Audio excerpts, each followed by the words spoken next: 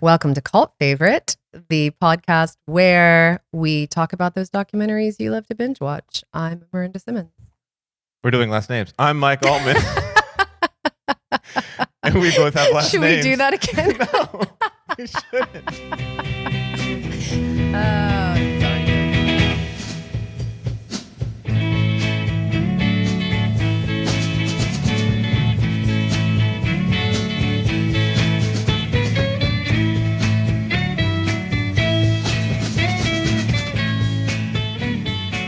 All right, welcome to Cult Favorite, the podcast where we talk about those documentaries you love to binge. I'm Miranda Simmons. I'm Mike Altman. And today we're going to talk about The Secrets of Hillsong on Hulu, a 4-part series. So we're going to break this up into 2 parts, and we're going to look at the first 2 episodes and then the second 2, because it really does follow this kind of like, here's one story and then here's a second story.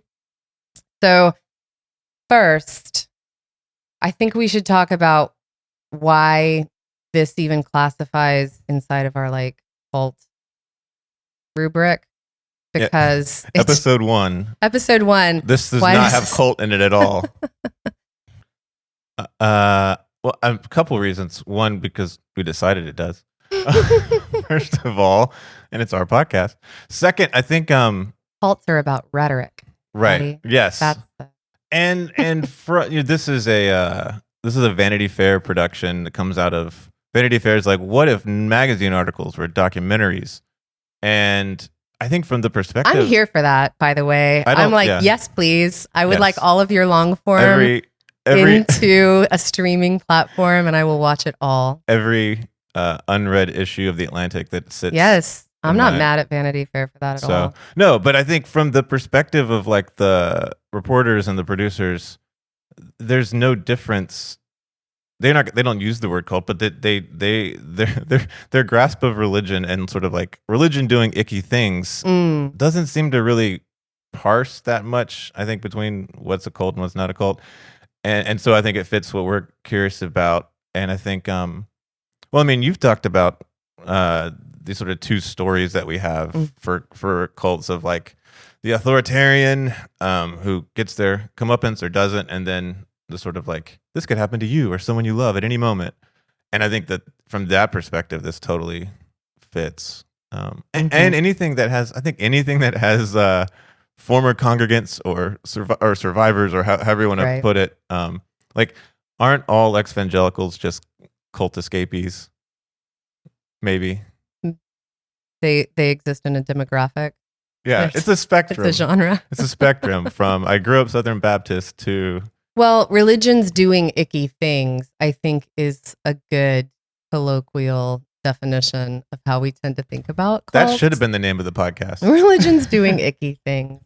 We should talk about those. Okay, so what did you know about Hillsong before this? We're going to talk about what Hillsong is, what it was, what it still is. But it is. There is it. Yeah, it is. That's an interesting question. But how fresh are you coming in? What do you know? I'm gonna episode 1. This is the first sort of lore drop. So I knew about Hillsong. I knew about the song "What a Beautiful Name It Is," the Grammy song. They won a Grammy for that song. They won a Grammy for that song. They show it in the documentary. And this is like on. Was it a gospel Grammy, or was it like? It must have been, right? I don't know. But they were placing on the mainstream music pop chart. Yeah. Yeah, and they were, yes, and there was definitely, I think that was the sort of song that was like that crossed over. It's actually, I think it's a pretty good song. The music is how a lot of people come to know Hillsong. Yeah, and so I knew about Hillsong through the music, through in like 500 Mike's versions of Mike ago, being part of a megachurch, a local megachurch for like 2 years. And so, which is very... How mega was mega? Multi-campus, thousands of people, no windowless room with a big screen, preacher in another town being beamed in, coffee out front, The coffee shop in a church lobby is a whole phenomenon that maybe we can touch on it Yeah. so much. I mean, it was convenient. It's really convenient. I mean, not to mention it's great if you're going to have a bunch of upbeat worship song to drink a bunch of caffeine first. Mhm. And that's a whole nother it's a whole nother story. But having been there, that's where I knew Hillsong and their music, and the various. There's like this doesn't come up in the documentary, but the various offshoots like Hillsong Young and Free, which was like the even poppier like youth Hillsong. It was like, yeah, and I don't think because a lot of Hillsong-ish and related people would come through as like guest speakers. I don't think Carl Lentz ever did. I think I'd remember that. There was, I don't think he ever came through. But so that I knew Hillsong's music. I know, and it raises the question for me of like, what's unique about Hillsong, and then what separates it? Like, why is it Hillsong? And there's obvious reasons, but mostly around like prosecutions and all these things. But because when Hillsong was really on the rise, I was not in evangelical world as heavily, or I was in the part that was like the smaller, very self-serious, the reformed. This is like the other side is like the very like the reformed intellectual wings of American. That like has like a Bible reading group, like read the Bible through that are through the year that are or like something. bragging about like how Calvinist they are. It's like a deep, that's smaller. Like if a church is over like 300 people and doesn't have like elders elected by the congregation, then there's some real ecclesiastical problems here. This is here and they have stuff, and I have kids now, and it's like, hey kids, go over there, and they're just like gone for an hour, and I can just drink coffee and then listen to music, and this guy says stuff that's kind of okay. So that was my that's my experience with Hillsong. Gotcha. Yeah, I mean Hillsong really, I don't know if it inaugurated, but it definitely popularized the idea of celebrity preacher and like mainstream pop cultural phenomenon, like church as mainstream cultural phenomenon, instead of just like a place where this small group of believers go to, worship their God and practice a faith or a dogma or whatever. And so like at its height, this was from the documentary, at its height in 2015, there were 30 locations globally that brought in like around 150,000 members. And we'll get into the like what the implications of that are, but one of them is decidedly economic, because that also meant around $100 million, largely tax-free, coming in every year. So it was a big deal. It was a big church. One of the first shots that we have in the documentary is like this pan out inside the arena, really. Like it's not even an auditorium. It's this arena with like all of these giant flat screens, and the preacher is talking, and his like face is zoomed in the screens. Anyway, the crowd inside of that arena is like, thousands and thousands and thousands and thousands of people. It's funny because I did not know Hillsong or Carl Lentz as celebrity pastor at all. Like mostly because I think the celebrities he was hanging out with aren't celebrities I was paying attention to in like 2015. Okay, let's back up.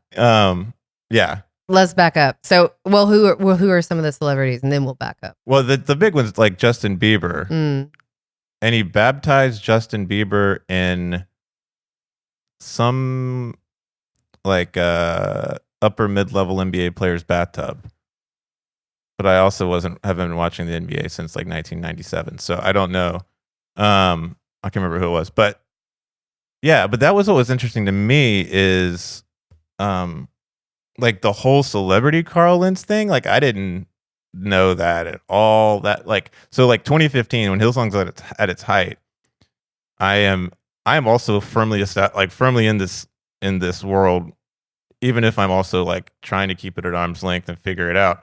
But I didn't know Carl Lentz. I just knew music. And then I think that other people on the outside actually knew him more. Like if you were not an evangelical, but you like watched Entertainment Tonight or the Today Show, you may know Carl Lentz better because he was so out in front, kind of publicly. It was Tyson Chandler.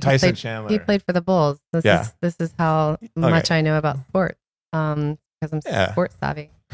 So you really are the sports expert on this podcast. Okay, so 2015 is its height.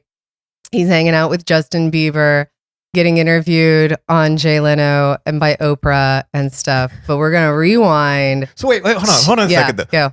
Okay, if that's where Carl Lentz is, who's consuming Carl Lentz at this point?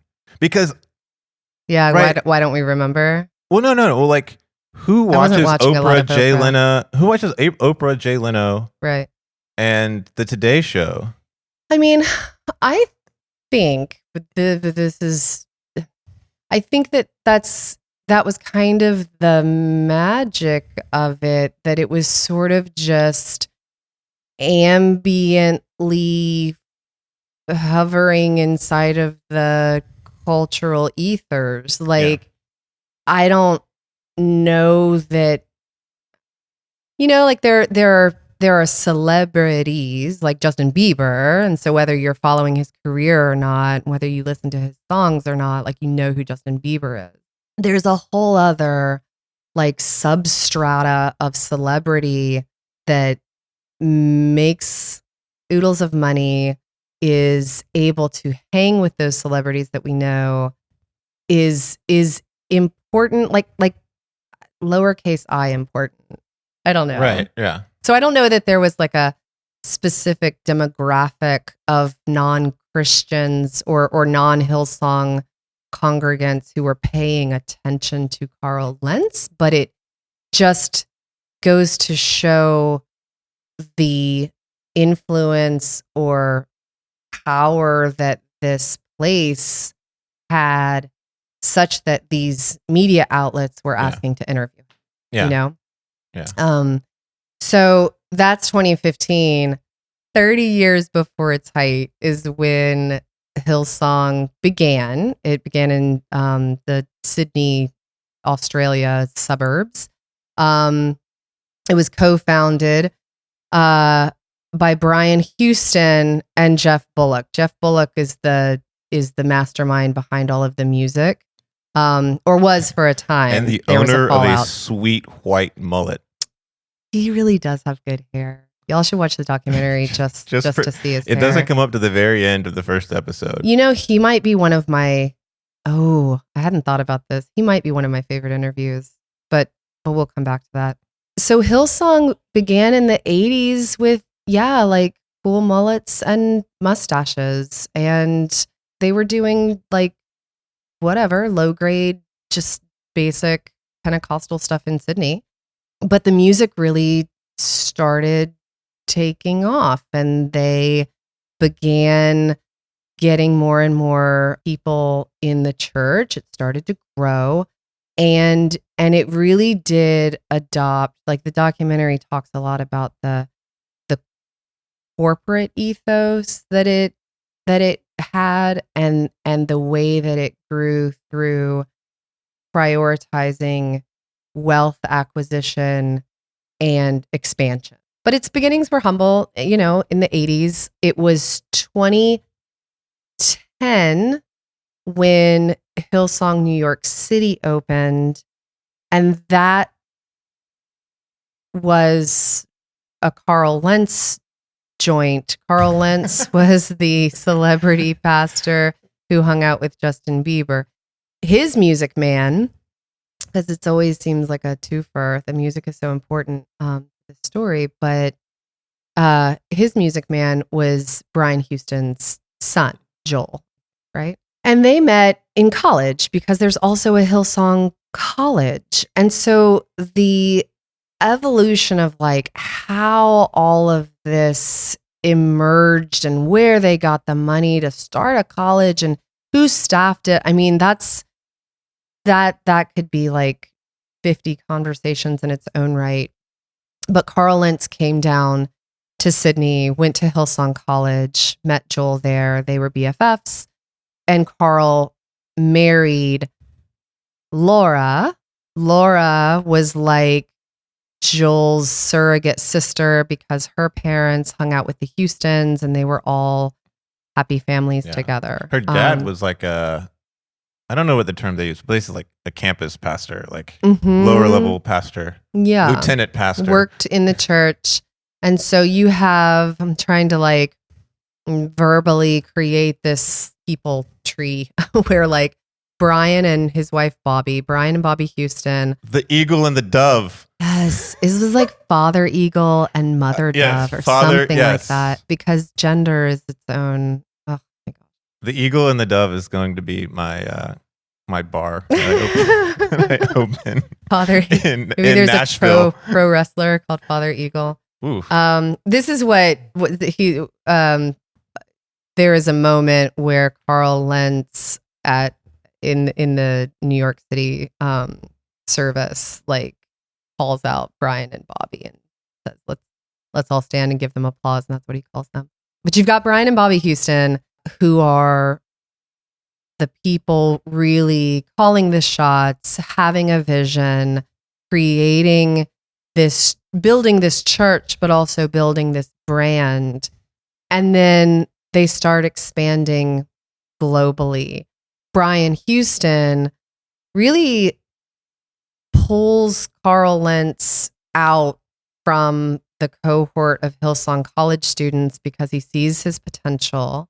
He's an extremely charismatic individual. He's a great talker. He's very magnetic as a personality.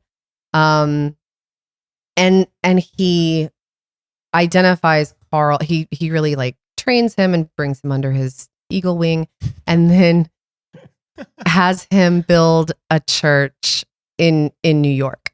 So that's 2010. So Carl and Laura Lentz are the pastoral couple behind Hillsong NYC. And when we first see Carl Lentz, like you see him, he's always wearing black skinny jeans, and he's got cool boots, and he has like Yves Saint Laurent leather jackets, and he's got like the fun aviator glasses. And the way that a lot of the interviewees talked about him, along with his charisma and such, I mean, there's a definite like level of hetero hotness that is infused through his persona. He performs, the way that he performs masculinity is so interesting to me. So he's always got these deep V-neck shirts, and there's a really I don't even know the adjective to use. Let's call it interesting. There's an interesting photo of him with Justin Bieber where he's shirtless and he's got like the lowest riding pants ever of all time, and it's just a big old picture of obliques.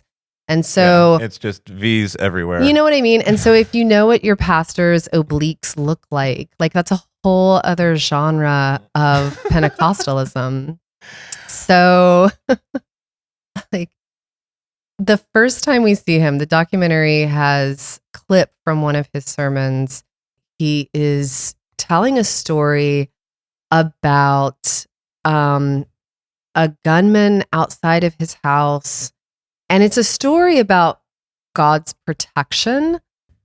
But in order to tell this story, he talks about himself in ways that I find really interesting, because he describes himself as like sitting on the couch and playing Call of Duty, which is always God's will, he says, and people laugh. And then he's like, I hear gunfire, and so I do what every grown man does. I scream and hide behind the couch or whatever. And there is this, and a lot of the people who are interviewed talk about how famous he was for crying. Like he is this super sensitive, emotionally externalizing figure whose obliques are available also, right? So I think that there is this way in which only if and when masculinity is so strongly entrenched so as not to be shakable, are we able to introduce in a compelling way these ideas of like vulnerability and sensitivity and I cry so much and whatever. So he's like able to poke fun at himself because there's such a strong sense of his machismo charisma, but it's one of the reasons that people found him so lovable, because he's a crier and because he's always poking fun at himself. I think too that part of it is carving out a space for himself. I think because the role of pastor in these churches is so, like you said, hyper masculine, like the masculinity there is just sort of assumed and it's given and whatever. This is also the same time, like 2010 to 2014, that Mark Driscoll is on the literal other side of the country in Seattle, growing his church that then falls apart in 2014. And it falls apart because Driscoll is this like overbearing, over masculine. Like he literally is like saying all these, posting all these horrible things on the message board as William Wallace. He was kind of like the Alan Jones of Pentecostalism. Alex Jones, I mean. He's kind of the Alan Jones catching strays. Edit that. Yeah. Mark Driscoll was kind of the Alex Jones of Pentecostalism. Like he was the one kind of getting. Well, and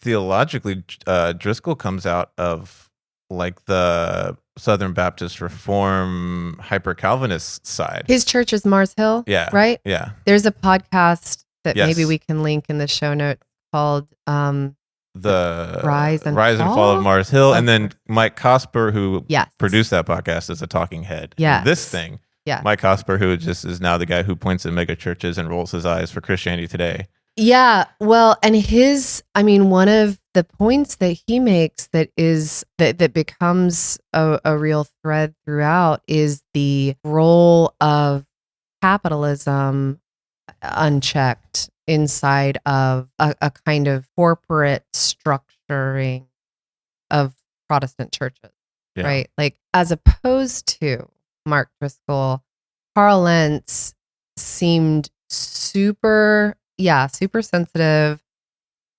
super celebrity bud, but also really progressive because he was where his emphasis on like being able to say Black Lives Matter in the church was something that you wouldn't see in other Pentecostal spaces and in Protestant spaces in general, I think. Yeah. And so he and it was also, the tagline of the church was welcome home. There was a big like come as you are ethos. We accept people for who they are, as they are, how they are. And so we'll get into that where like race and gender and sexuality are concerned. But that was part of the appeal too, especially in New York, where like this, one of the Vanity Fair reporters talks about New York as popularly conceived as like the city where churches go to die. And so then here's this mega church getting planted in the heart of the city that somehow goes bonkers and just has all of these people and has and part of that vibe is like the velvet rope that people stood behind and lines around the block and so that's the vibe of Hillsong. Yeah. It at least superficially is this really progressive but theologically Pentecostal space. Yeah. And that story, I think that story, the end of that story talks about how there were the gunshots and then the cops come and there's nothing, who's up there? Oh, my daughter's up there. And then he says, some guy walks by and goes, oh, that's the man of God right there. And he does this walk. And like, it's never this dude walking by in the story is never marked racially, but like, right. I think comes off as like, I think he's saying that's a black guy. Mm-hmm. And so it's not just the masculinity and the Call of Duty and the hiding and the like playing with that, like, hey, look guys, I'm not Mark Driscoll, or I'm not, some of these other dudes.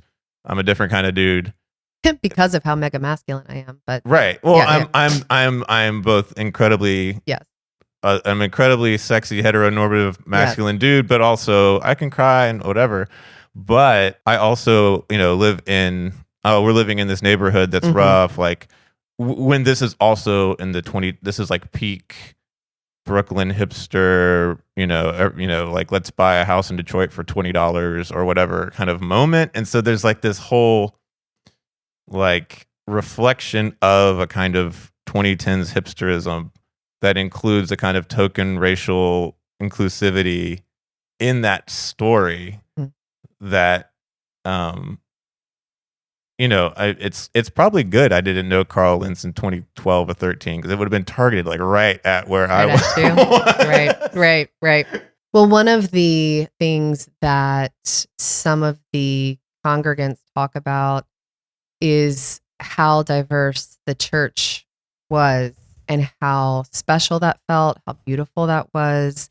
But it was very, only from a very specific perspective. Like only if you are on stage looking out into the crowd do you see this really diverse group of people.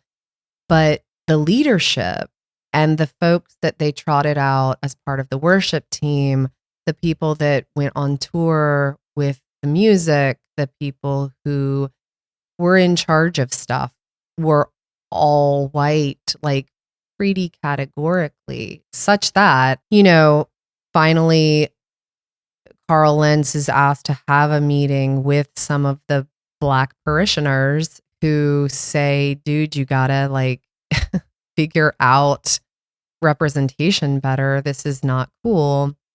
And he makes this distinction between like being organic about how relationships work versus being intentional. He doesn't want to just identify people and blah, blah, blah, blah. But they talk to him about how intentional diversity works and how that's actually a structural thing. And that's work that you have to do in like quotidian ways with like actual processes involved. And so he decides like, okay, yeah, sure. 100%. I hear you, and so then there are some weeks of black representation on stage, but then that quickly fades away. So one of the things that I think is worth paying attention to about the story that gets told about Hillsong, but like the phenomenon that it became, is what kind of diversity white folks claim while retaining a very specific power base that is unquestioned and unshakable, and that doesn't, and that's pretty impenetrable. The Black Lives Matter stuff and the being quote progressive on race is literally like, that is the easiest thing for a white evangelical pastor to be loud about. And on top of that, because Lentz was in New York, like it's harder for a megachurch pastor in a red state to say Black Lives Matter because he probably has a lot of cops in his church. And so there's like pressure coming the other way that Lentz didn't have, a kind of like, and so with not having to, with having no, theological hotbed that's around, say, sexuality or gender or any number of other things, it's like, yeah, this is a slam dunk. Like, this is literally the easiest thing you can do to look progressive. I don't know. I keep thinking about Lentz as a kind of marketer as a kind of gimmick. And so to me, that's an obvious market space to run into if you're him. Whatever he actually, I don't know. I don't know what people actually think or believe in anyway. But like at a certain level, like that's the space that he could easily run into in the same way that the kind of emotionally transparent guy was a space he could move into that separates him and his church from others in the evangelical world. And so it just made, at a certain level, it just makes good marketing sense for him to be the guy who's doing that. And I think it's paid off. We can talk like where he is now later at the end, but like I think it's paid off for him in that way. One of the things that I'm so interested in when I watch these documentaries is to really kind of dig into this relationship between the charismatic individual as a person, but more even like as a trope in this like group of religious traditions that come to be called cults. There's this charismatic individual, but then this vast and complicated structure that makes that individual possible. And that those two things are never, they're coextensive, you know, they create each other. And so when we put all of the focus on an individual as a person with this or that pathology, with this or that psychology, with these or those motivations and intentions, it comes at the cost of attention to those broader structures. And I think that the structures that start to emerge and that we start learning about in the documentary are what I find really fascinating, because another like point of nominal progressivism is to do with sexuality. This is, yeah, again, we're talking 2010. I mean, he was pastor of the church for 10 years. He starts the church in 2010, reaches its height in 2015. He gets fired in 2020. We'll talk about why. But inside of that space, you've also got the Supreme Court, like, you know, allowing gay marriage and all of these conversations and movements surrounding that issue. And one of the things that comes out in his interviews that the documentary shows a few times that I think is so clever and so frustrating in equal measure is that when people ask, because theologically, dogmatically, like it is traditional Pentecostalism. And so it begs the question from, you know, media outlets, like, so what's the church's stance on gay marriage? And he'll say, well, we have a stance on love. We have conversations about everything else, which is this amazing rhetorical feat of sounding super inclusive while hedging completely and not inviting specificity or direct awareness of the actual people that he's talking about. So one of the interviews is with Josh Canfield, who talks about his story as like the son of a traveling evangelical minister who comes to Hillsong NYC, and he feels very much at home, feels very included. He's part of the worship team, and he's also gay.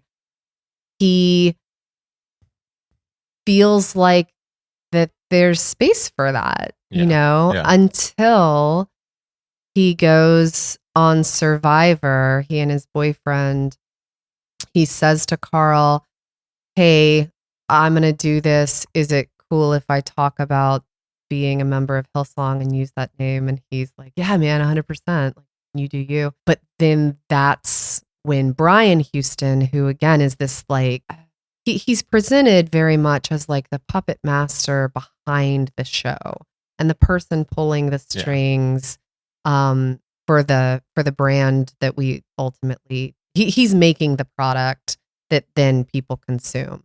And Carl Lentz is the salesman, you know? Yeah. So Brian Houston puts out a statement saying the church cannot affirm a gay lifestyle because biblical, whatever. So, and then Carl Lentz like nuances or at least tries to dress that up for interviewers too, of like, we're not against anything. Right. We're just for we're for the Bible and what it says. So the structural discrimination embedded in white supremacy and homophobia and heteronormativity is there always right beneath the surface.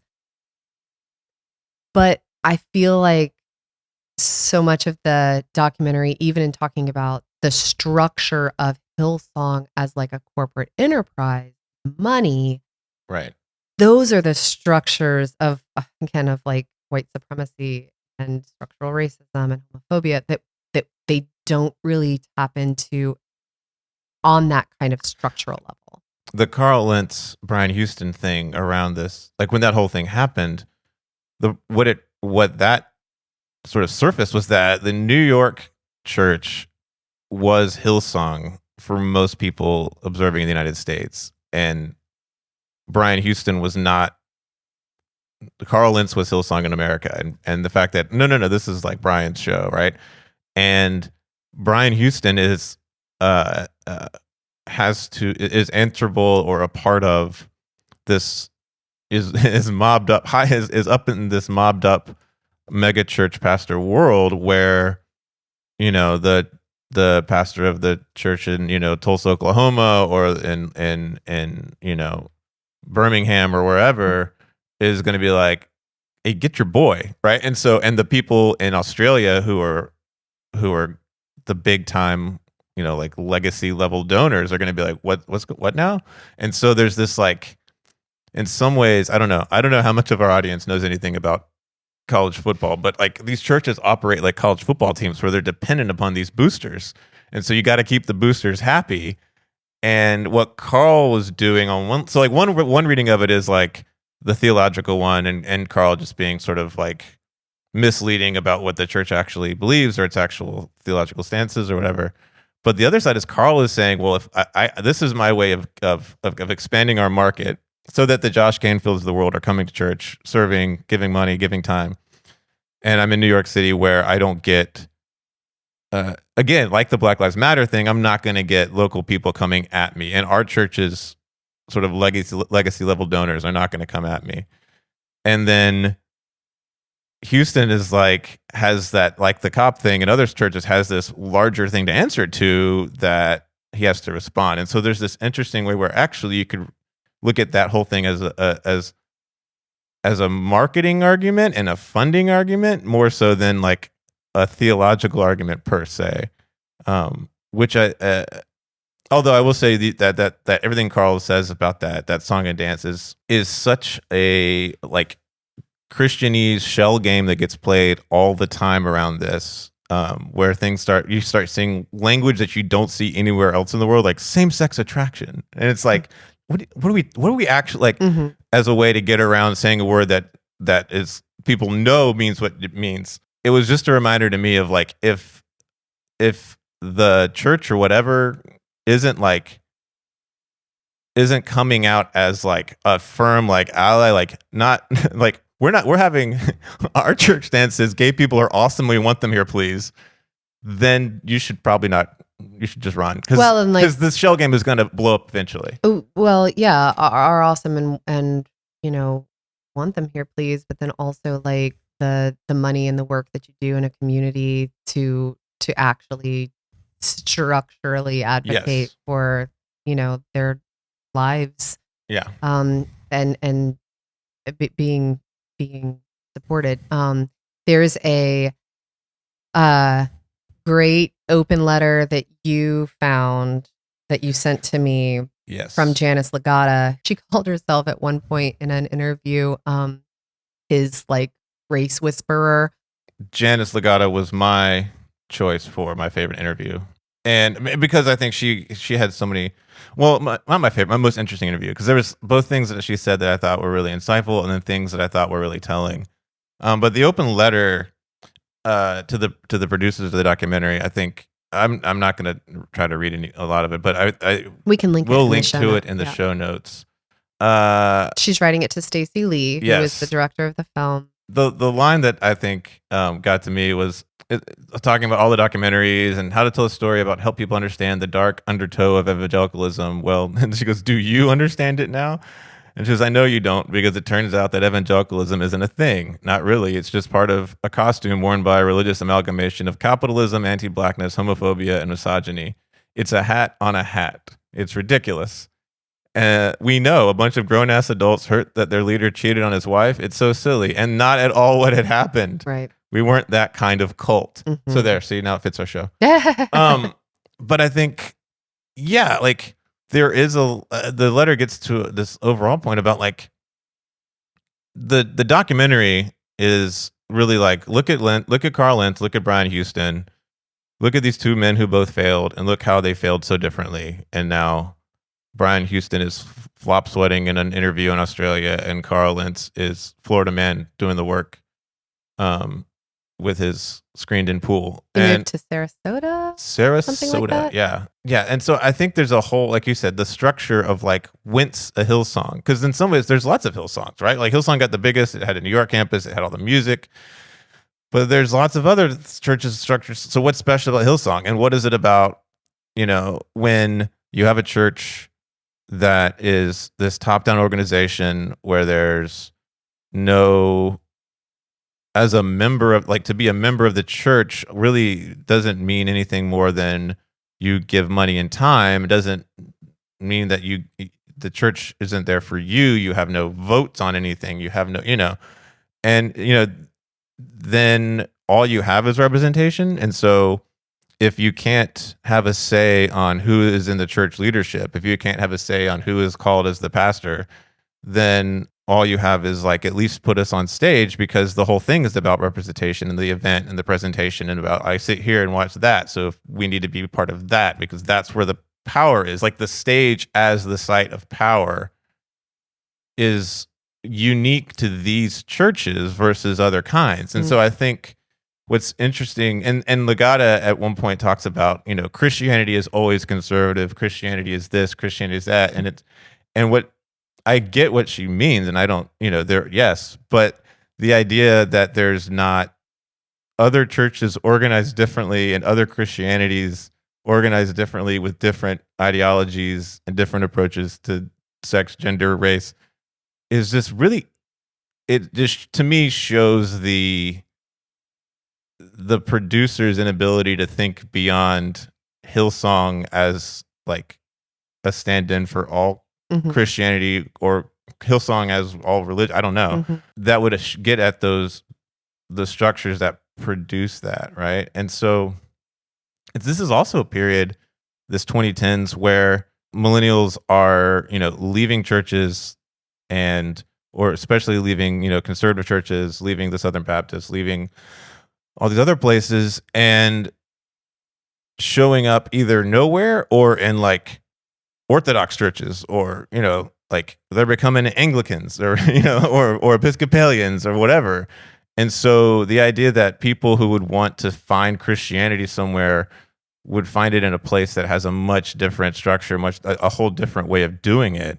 I'm thinking of Troy Perry, who created the Metropolitan Community Church in the late 60s as a place for LGBT Christians to have a space, and that really exploded in its own right, like it grew so fast and did such good work in the community. But I hear that. I mean, I think that you make a really interesting point about the stage as a place of power and a particular kind of power, because I think then that also sets up, on the flip side, the individual who takes up that stage space as a special kind of scapegoat. Yes. Because then when stuff goes sideways or when there's a scandal, and I mean, we do this on lots of levels. It's the kind of textbook bad apple argument. It's about bad cops. It's not about police structures. But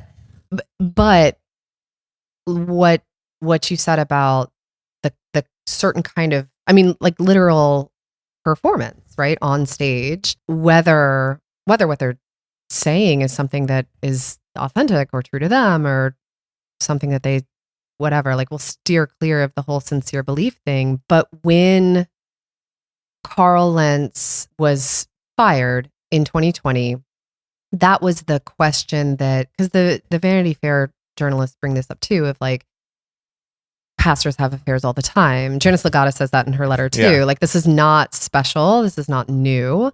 When he has an affair, the church fires him in pretty spectacular and public fashion. And Brian Houston, who was his mentor, goes on all of these talk shows to talk about like his narcissistic behaviors and this and that.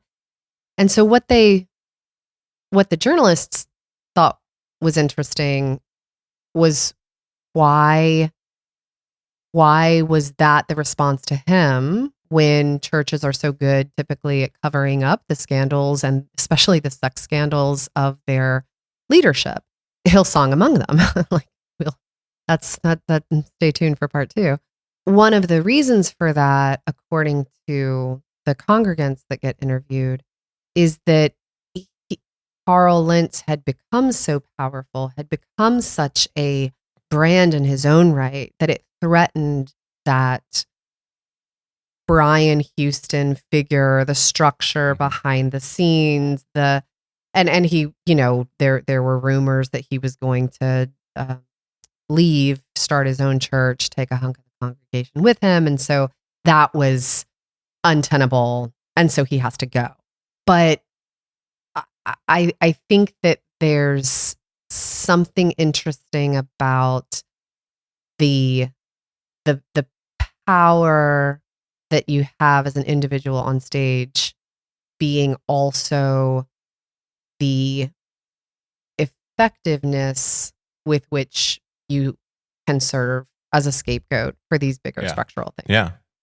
And the limits of that power, because like the downfall, we'll talk more about Brian Houston in part 2, but like what you realize, and it doesn't go marked very well, I think, because it's hard to have evidence for as a journalist if you're trying to like prove the point. But when you see these things about like, well, elders in the church or leaders in the church, like what they mean by leaders in the church are not staff. Like, there's no leaders in the church that Brian Houston answers to.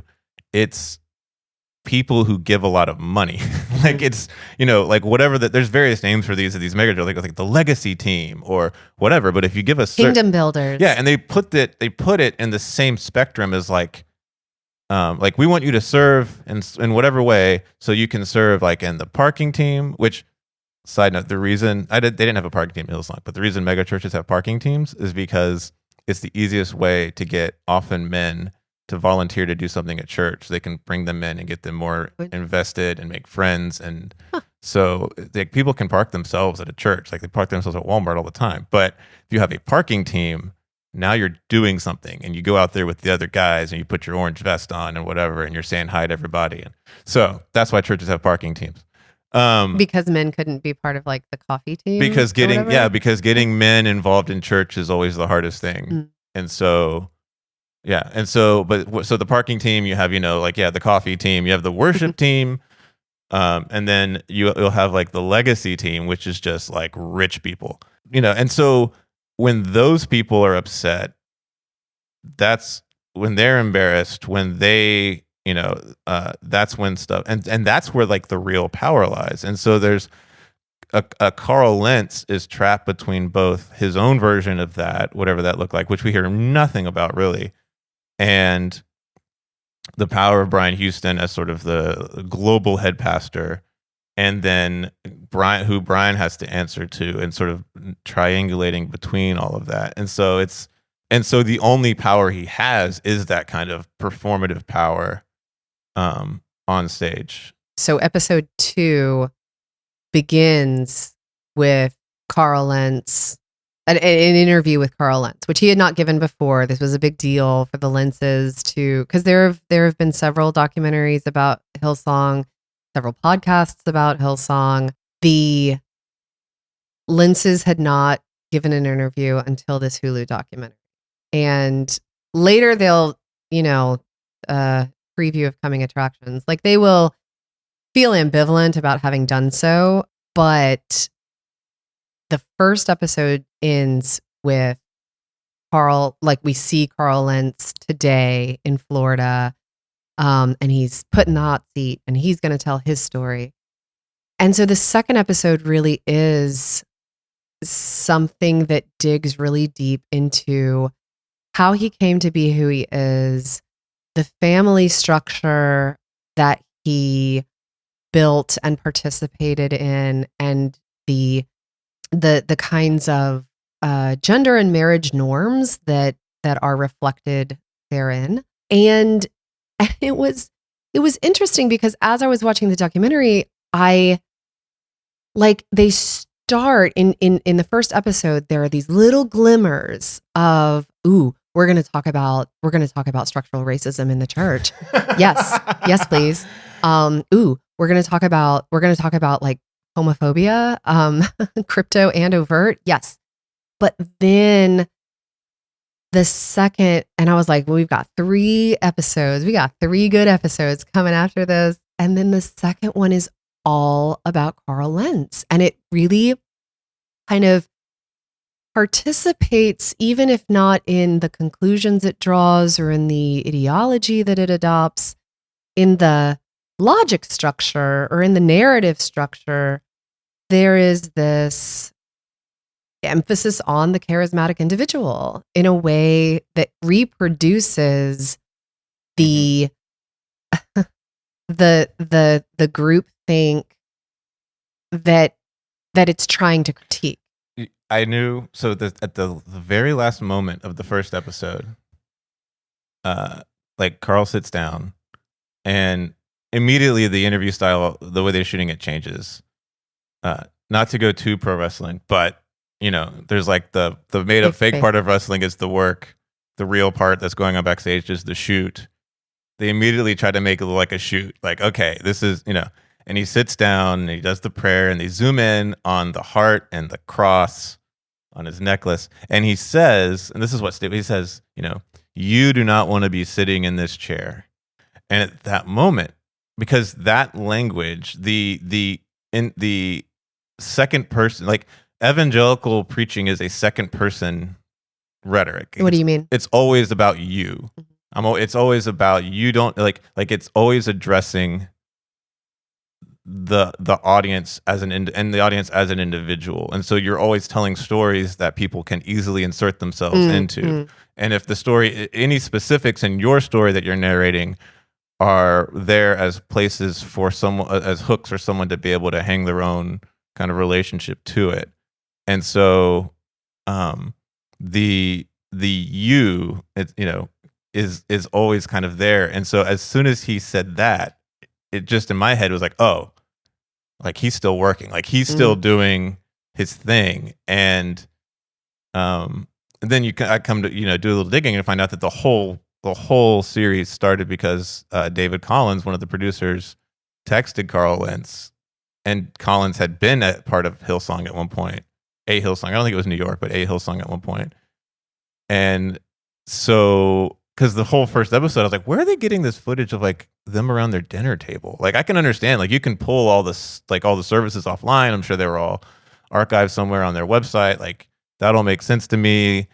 But like this footage of like how did they get all this? How did they get all like? And it was like, oh, okay, this is the Lentzes were in this from the beginning, even if we don't find out till the end of episode 1. Yeah, and I'm with Janice Legata in her open letter about not being particularly interested in whether or not the Lentz family is like they are humans in the world, and so worthy of love and belonging and stuff. But I don't care about their marriage. Like, that's none of my business. Right.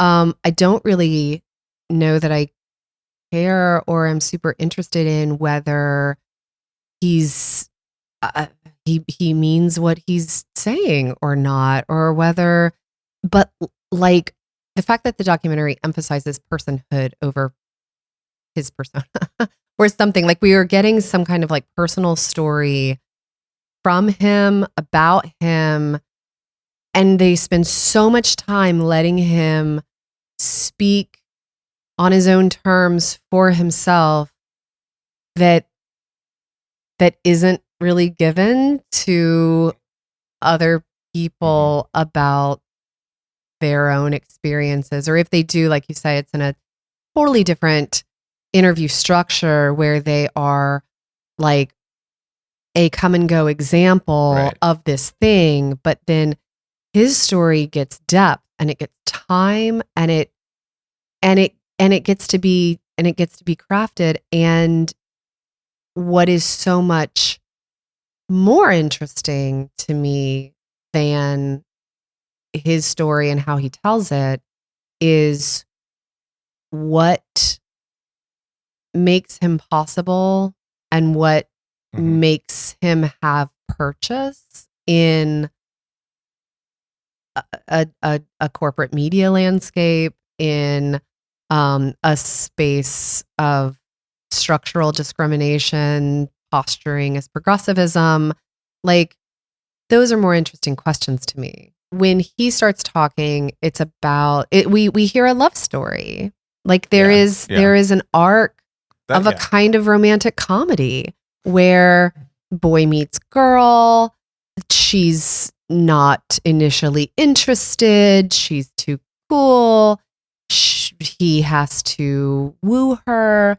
She ultimately falls in love with a boy, but then there's major like conflict, climax of narrative arc. And then the falling action is the rebuilding process where they kind of disappear and start again. Carl's the only dynamic character in the entire documentary.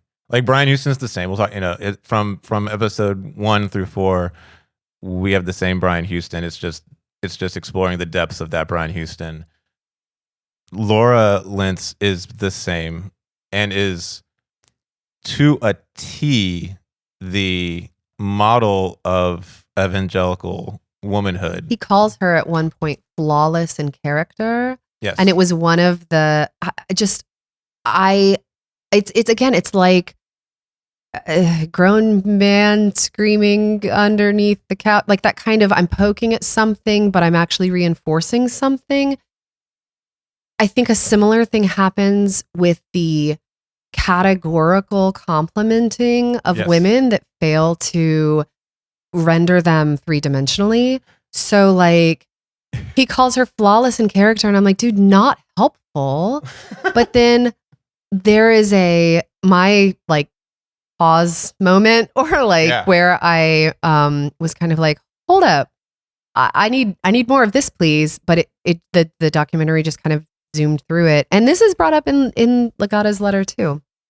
So he gets fired for having an affair that people learn about. But then that is one thread that gets pulled and then a whole thing starts unraveling. So he had another affair with a nanny who was also the wife of Hillsong Boston's pastor. She was the Lentz family nanny, and he's having an affair with her. Laura walks in on them at one point and describes like hitting her, and I'm like, well, I mean, let's hang there, please. Like, what?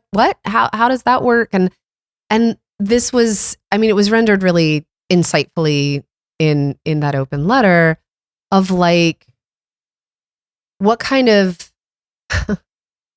gender politics are on display with Laura Lentz punching another woman and then like announcing the women's group prayer meeting or something.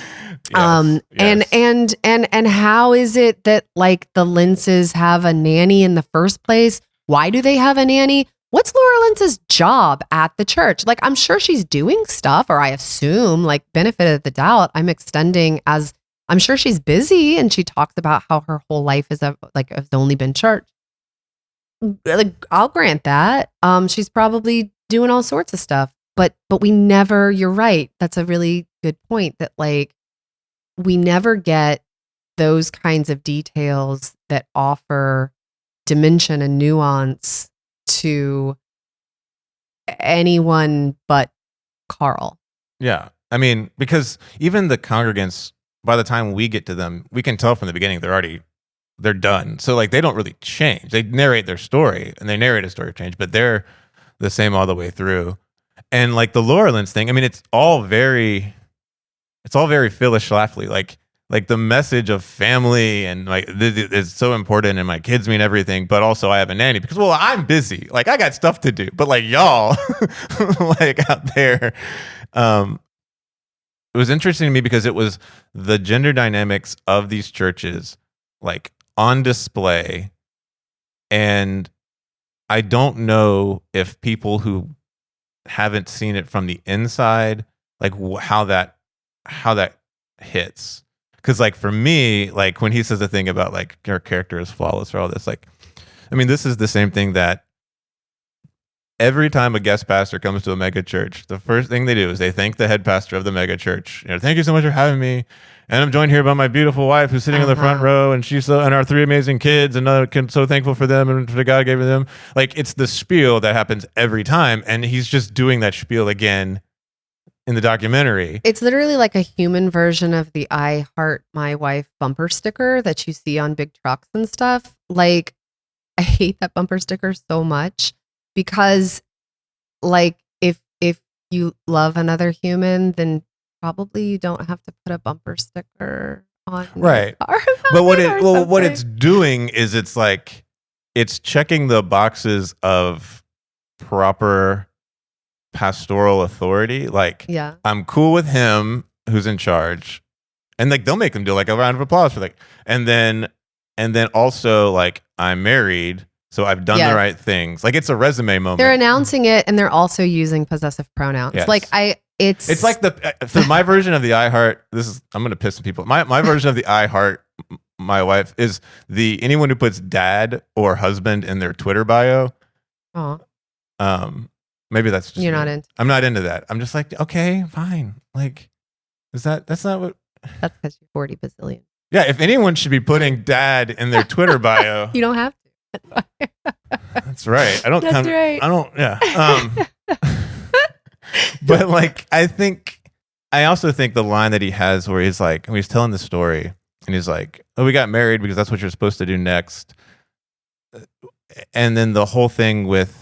Like through that whole section of the documentary, I mean, I found it incredibly triggering because the reason I have so many children is because that was what I was thinking at 22. The Lentzes got married at 23.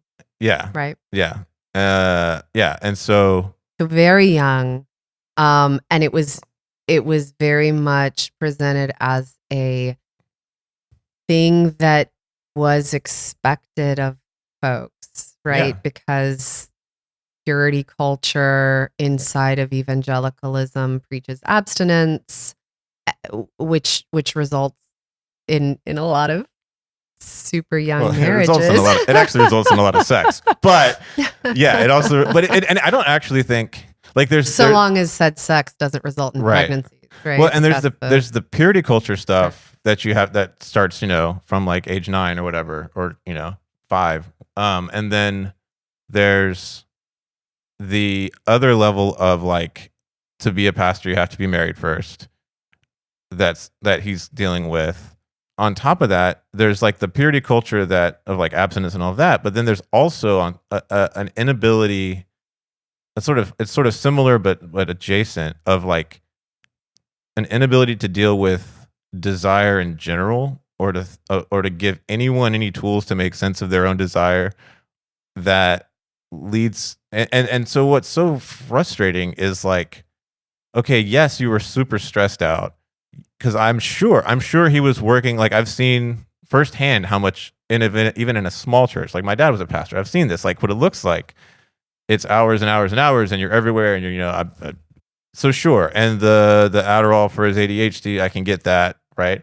But like there was this but why is it that sex in particular, right, is so it seems to come back again and again in the documentary for all of these men, and there's no talk about desire in terms of women at all. Like, what is the nanny whose husband is in Boston and she's been assigned, I don't know, to be here, like what she chooses to be, like what's going, like there's just so much of that just gets like papered over with Carl Lentz just being like, I just had problems, I got struggles.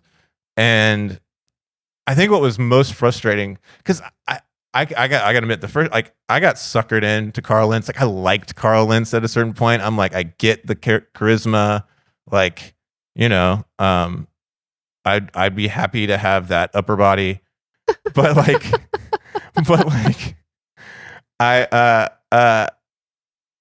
but there was this moment in that kind of around there where in that section where I was just like, they're still in it, and this is all now part of actually keeping them in the game. Because there would be a moment like this is, and I think what's so frustrating to me, like at a very personal level, was like God damn it, this is your chance to get out. Like, right. like you could go, and we'll find, and we'll talk later about where are they now and how they have not gone. Let's talk about where they are now. They have a podcast now called Lights On, because it's all about truth telling and having the hard conversations about vulnerability.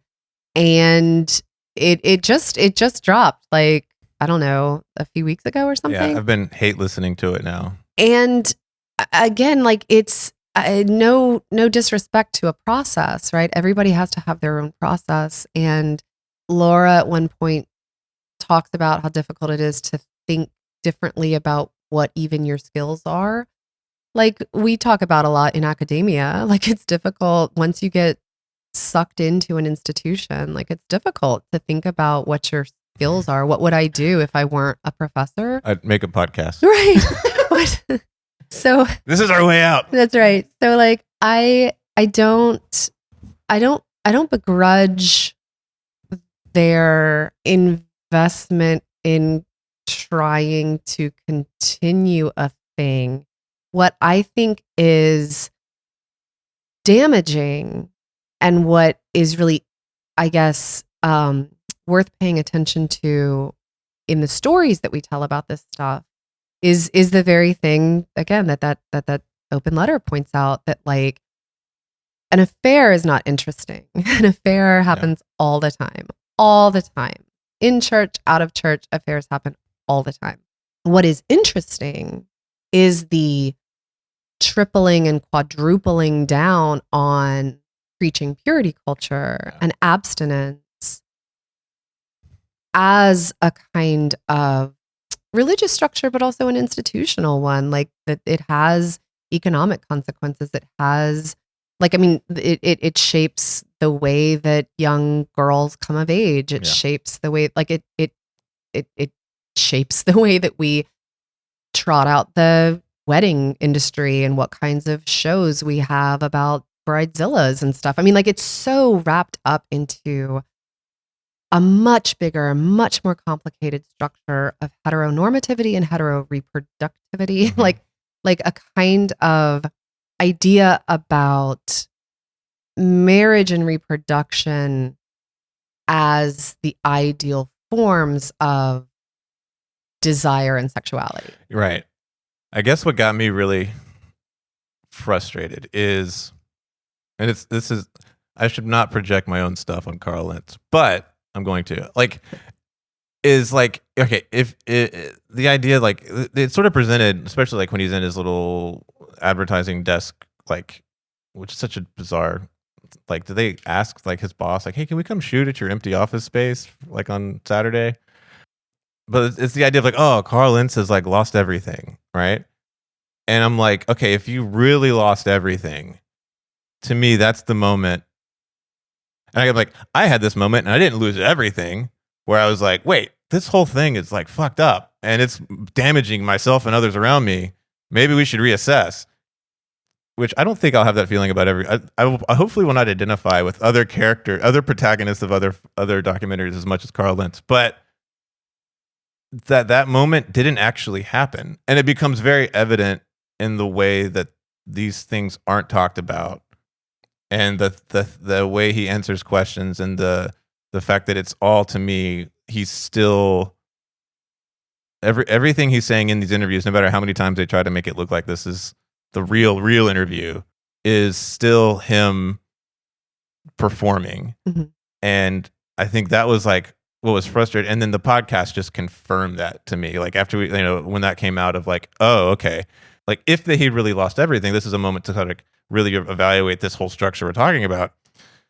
And like, I realized, no, he actually didn't lose. He didn't really lose anything.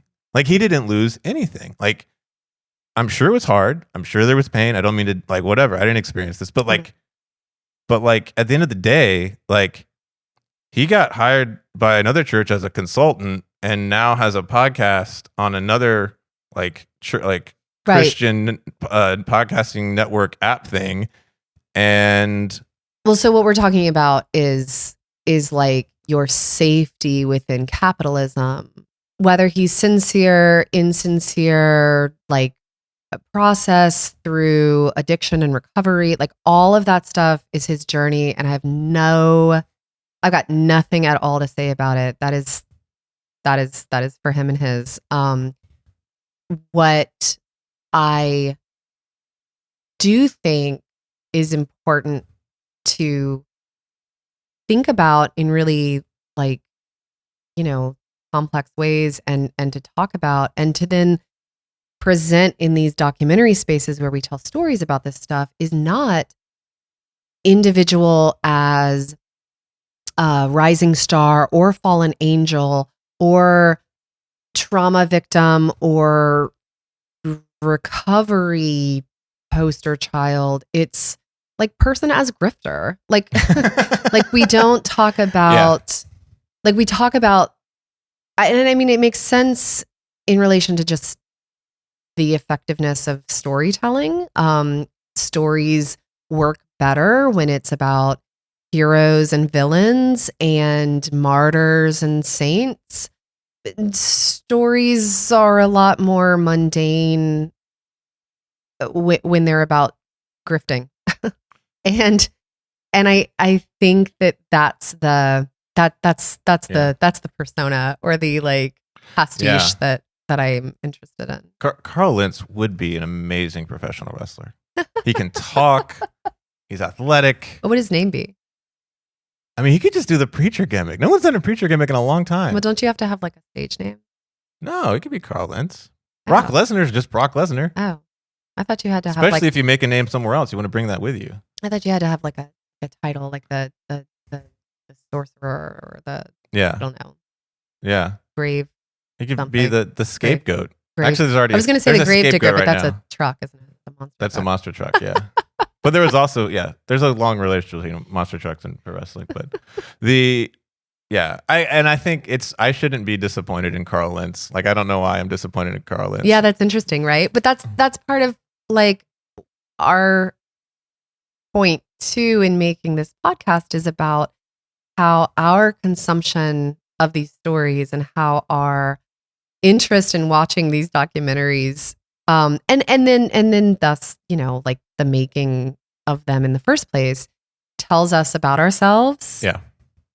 So much more than it says about the people that they're about. Right. What I find so fascinating is, there are so many of these documentaries.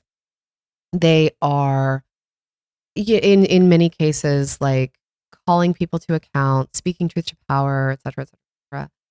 But the truth that they're speaking to power is a narrative truth that follows a kind of story arc. And so it creates certain kinds of personalities such that the power that they're speaking to is a kind of character rather than this structural dynamic. Yeah. And so what does that say about us as viewers?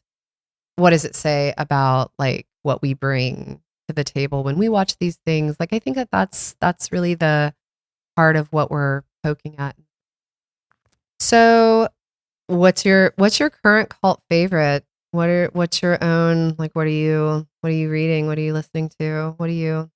My cult favorite, and it's I think it fits well with this episode, is Jason Kirk's novel Hell is a World Without You, which is a fitting pair to the Hillsong documentary. It's an evangelical novel it's over 4 years of the protagonist's high school, from 2000 to 2003, set in sort of evangelical megachurch world. It's very, very funny. It's very, very accurate. It's something that I think people, if you grew up in that world like I did, then you identify with it and it's helpful. If you didn't grow up in that world, it's, I still think, really interesting. All of the stuff about like sex and desire and gender and race that like goes unmentioned in our Hillsong documentary is sort of the whole point of that book. And so, yeah, you can find it. Get it wherever you need to get it. Just search Jason Kirk on Twitter and there's a link in his bio, I'm sure. But yeah, Hell is a World Without You from Jason Kirk. My cult favorites probably won't tend to be very heady, but I'm starting out with a smart thing. I also have a book that I've been reading that I think ties in nicely to this conversation, and it is from Avgi Sakatopoulou. It's called Sexuality Beyond Consent: Risk, Race, Traumatophilia. And it's about a lot of things, and it's so smart, and I highly recommend. But in a nutshell of a nutshell, she talks about like the cultural obsession that we have with trauma and narratives about healing trauma and overcoming trauma. And I think we have that kind of track when we talk about religious trauma, but she's asking us to rethink our relationship to trauma. So that's my cult favorite right now. People should rate this podcast wherever they find it. And I think we have an Instagram now at Cult Favorite Pod. So you can send us feedback there and find us there. And yeah. And they should go, like, I don't know, go buy your favorite deep V-necks. Yes. Bring V-necks back again. Yeah. Recuperate them and back take them. Deep V's, obliques. And yeah, I'm gonna go do some crunches now. All right. And then I'm gonna not.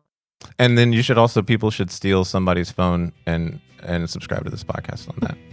That'd be the best thing you could do.